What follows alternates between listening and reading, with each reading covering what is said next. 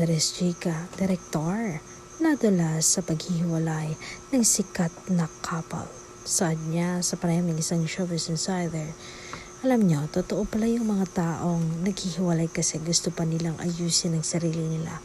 Kala ko noon, mga nag-iinarte lang. Totoo palang if you wanted to reach the highest version of yourself, walang makakapigil sa'yo kahit may taong mawawala kasi alam mong deserve someone na walang self-doubt. Yung tipong may gusto ka pa kasing patunayan sa sarili mo, kaya okay lang na makahanap sila ng iba habang inaabot mo yung pangarap mo at inaayos yung sarili mo. Pero sana kapag maayos at okay na sila, andyan pa rin sila, ano? Sino kaya ang sikat na couple na tinutukoy ng direktor?